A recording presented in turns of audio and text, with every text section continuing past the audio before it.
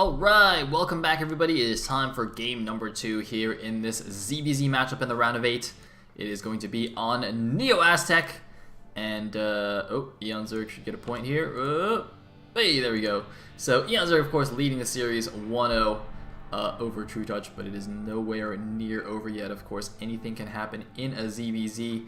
I mean, in that situation, it was just a bit interesting. Slightly unfortunate for trutaCz that he just got caught in that little Zergling trap. I am a bit curious that he was so aggressive with the Zerglings despite not getting Link speed.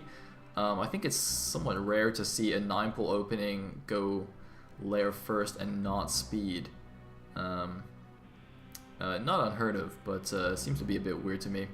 But anyway, let's see what builds they bust out here. It is a 3-player map, so we could potentially have some scouting advantages or disadvantages straight off the bat, which could definitely influence the game. But anyway, let's just go into it and see what happens.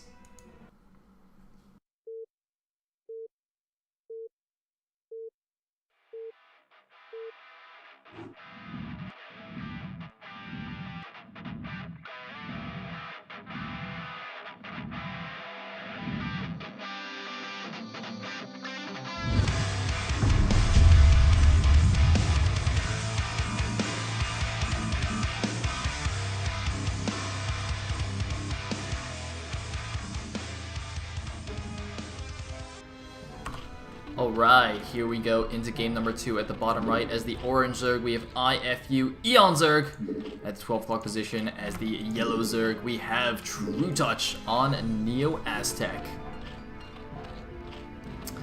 So,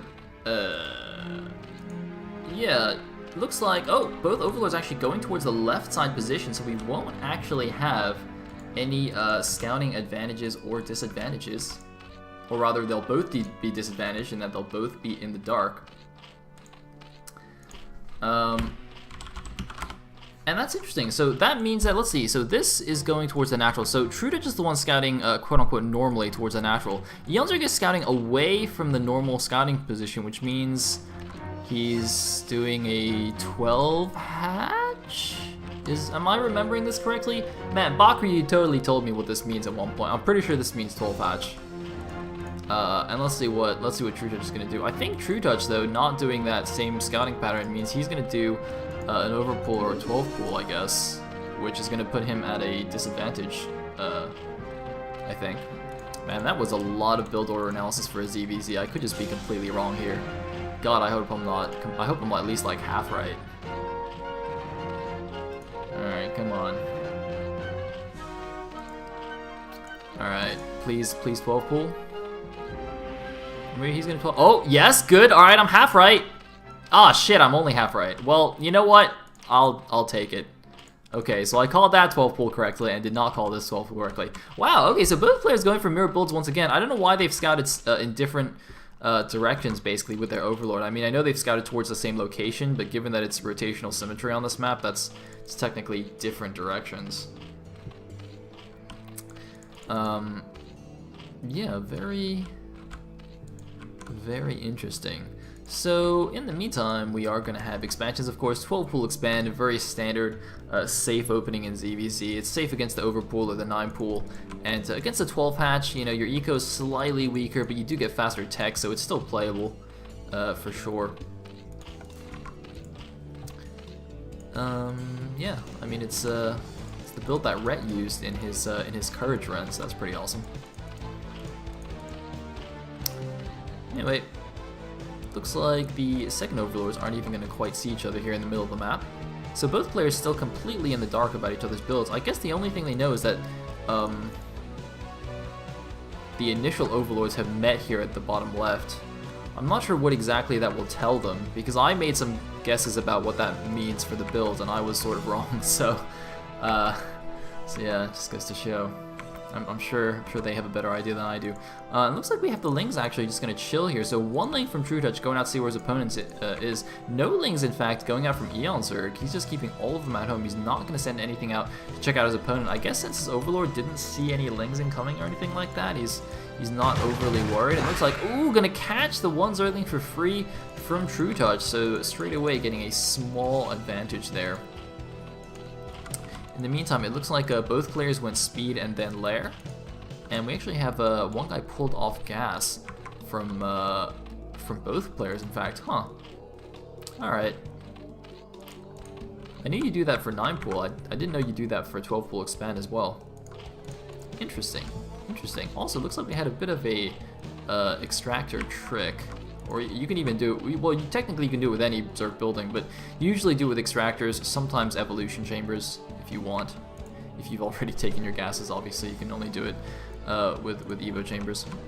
Or creeps, actually, sorry, I should say. You can also do it with creep colonies, but it's basically the same thing. They cost the same as evolution chambers, so you don't really save any money.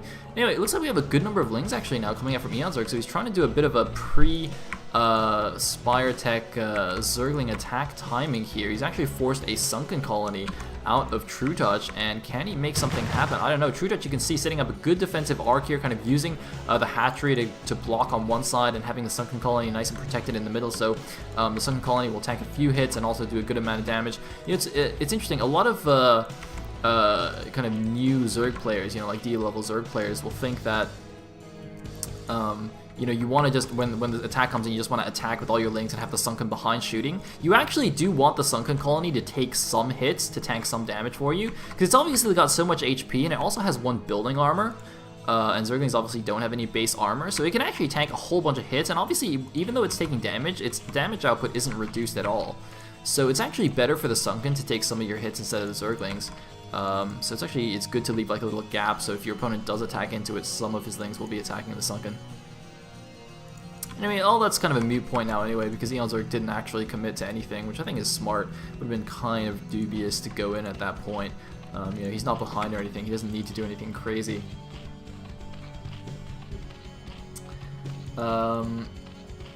Yeah, so looks like now we're just gonna wait for some Spire action, although we do have a little ling run around the side here coming in. Oh, he's gonna go up the ramp though. Not sure this is the best idea. It's a wide ramp, so it's not the worst thing, and actually it looks like trutaCz has a bit of a ling advantage, so able to break through here. Oh man, actually had some lings come around the back, but he didn't use them properly. He could have actually trapped eOnzErG's lings a little bit, but it looks like it's not gonna matter. He's chasing everything down. He has so many more lings than eOnzErG. eOnzErG using his larva on the Muta doesn't have enough to stop things. He's just going to try and hold the bottom of the ramp. There's no way he can save this hatchery. He's just going to sack it, use his larva to make a few extra Mutas, but he knows he can't hold that, and looks like trutaCz now not going to waste time finishing off that hatchery, gonna keep the pressure on, and oh man, I think he might be able to get the Spire. The Mutas are out, but I don't think they have enough DPS to save the Spire. The Spire's down to 200 HP. The Lings, so many left, do take out the Spire, and that's gonna force essentially a counter all-in attack by eOnzErG now with whatever Mutas